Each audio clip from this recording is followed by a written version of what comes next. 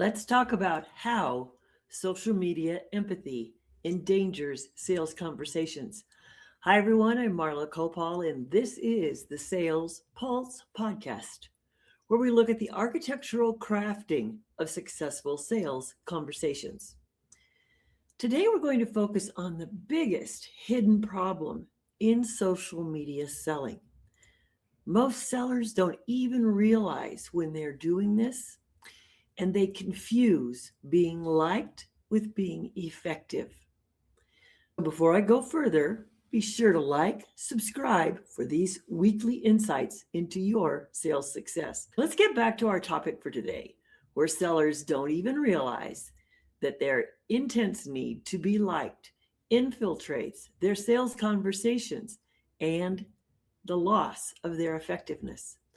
Before you get defensive, let's review the environment that social media creates. It creates Facebook groups, messenger conversations, comments, stories, likes, reactions. Everything feels personal.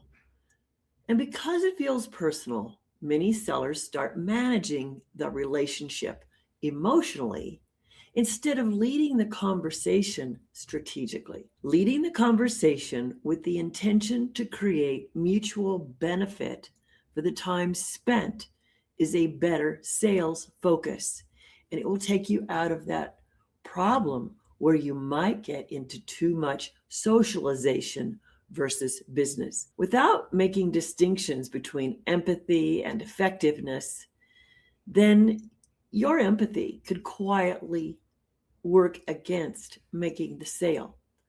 Let's talk about direct sellers, coaches, network marketers, and relationship-driven entrepreneurs.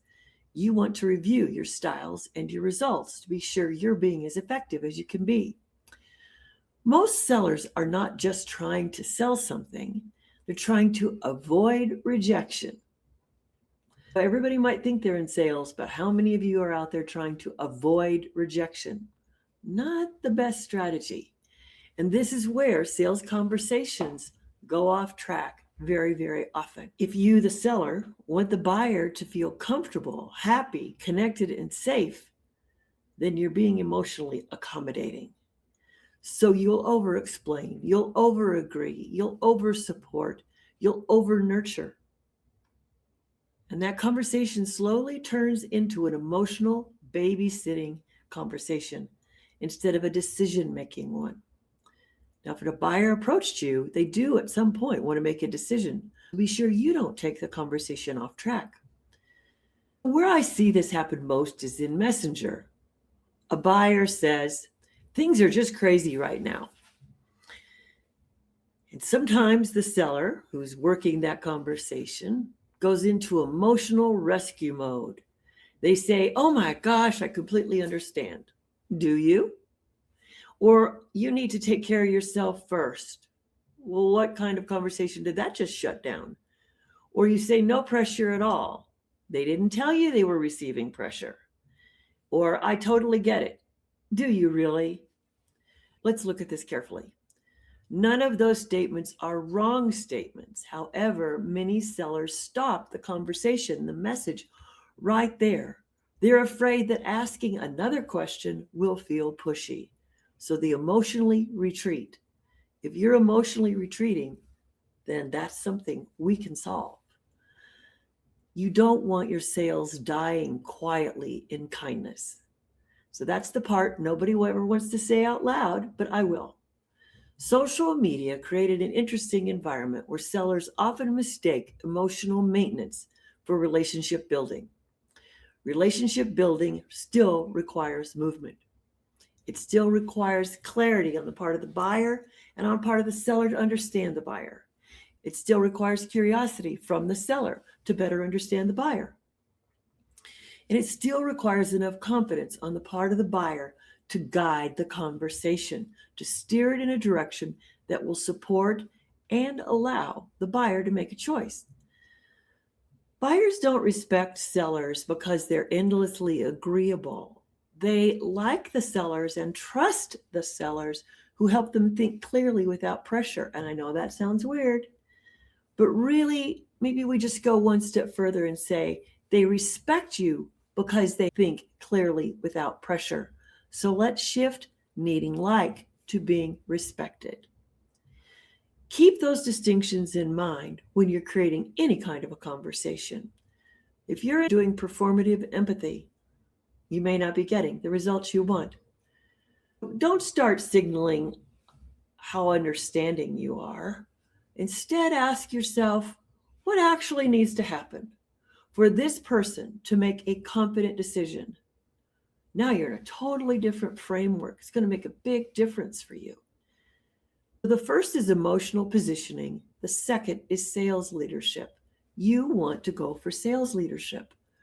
Social media has trained everyone into approval addiction, and that's not going to work. Every notification that you get becomes emotional feedback versus business feedback. Likes feel validating to you. Silence feels rejecting to you. Seen with no response feels personal. And sales can't be personal. If you're selling and trying to manage your emotions versus managing the conversation, then you're setting yourself up for more failure. Sales don't fail because the buyer wasn't interested, but they fail because the seller did not become curious enough to understand the desire and the needs of the buyer, and they're too emotionally cautious. Here's an example of some messaging gone wrong. The potential buyer says, I've been thinking about doing something different. And instead of slowing down and exploring what they mean or what might be behind those comments, sellers rush into proving they're supportive, kind, relatable, and safe. Now the buyer might feel emotionally comforted, but that doesn't move the needle forwards. You need clarity on their needs and their desires. The only questions to determine what that means will give the seller the clarity to support the buyer in creating their own clarity. Comfort is never the goal in a sale. Satisfaction can be, but not comfort. When the goal is clarity to serve the buyer and what the buyer needs, then your need to be perceived as an emotional support person ceases. You're looking to be authentic, but caring and nice can sometimes take away from authentic. If people are talking to you, they are ready to do business. Are you feeling stuck in emotional communications? Have you crossed the threshold into being more businesslike? People are just waiting for us to ask the right questions. Sometimes a simple question like, what prompted you to connect today, is going to further your conversation and keep you out of the emotional ruts that conversations can get into, especially on social media. Stop asking soft questions and ask direct questions. What makes this important now? Can't get any more clear than that. And for heaven's sake, stop talking about yourself to prove that you are connected to the buyer. You may never be. But if you have something that is of value to them, they will still listen to you. Sometimes the connection is just in the service that you give. It's not always true that if they relate well to you and you feel like you are friends, that they will buy from you. When buyers spend a lot of time listening to your stories, here's what happens. They stop examining their own decisions. And that's what a sales conversation is about. It is designed to help the buyer step into a choice. Your stories could be walking them away from the choices that they have to make today. Give the buyer the mental space to process, to emotionally connect with you is not the major reason you will or will not make a sale. Have you ever asked yourself why social media sellers become exhausted? It's because they're carrying too much emotional weight. Every conversation does not need to be emotionally loaded. Every unanswered message does not need to feel personal. Every maybe later does not need to feel personal. Every ghosting situation does not need to feel personal. Stop becoming emotionally drained and get yourself into a better situation where you're curious with your buyers. Stop confusing social approval with sales progress. The strongest social sellers are not the loudest. They are not the most emotionally available, yet they are emotionally steady. They know how to acknowledge emotion without drowning inside of it. And they know how to continue a conversation without needing constant reassurance from the buyer. And they know something that many sellers never learn.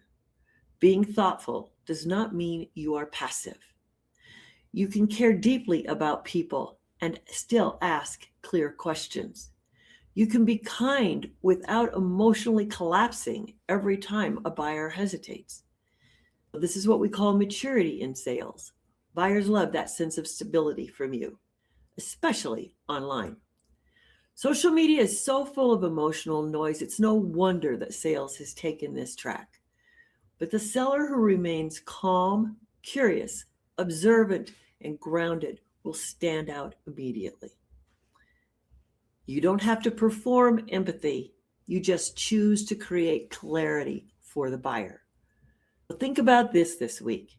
Are you trying to help buyers think clearly, or are you trying to make sure that everyone likes you? They are not the same thing, and one makes sales and the other doesn't. The next time you're in any conversation that seems to be stuck or too emotional, just turn around and ask, what do you think needs to happen for you to make this feel like it's a good decision? Now you've walked yourself out of all the mess you might have walked yourself into. Notice what it does. It's no pressure. It doesn't rescue, and it does not create an emotional retreat. It will help the buyer remain in ownership of their problem, and it will make their decisions easy for them. Stop projecting empathy and just create warm, curious conversations to achieve your results. If you enjoyed this episode, be sure to subscribe to the Sales Pulse podcast on YouTube, Apple, or Spotify. And if you still want more on how social selling should not feel emotional, join us in the Sales Conversation Lab on School and learn more about creating conversations that will keep you creating the results you'd like to have. Social media selling should feel like clarity, connection, and movement.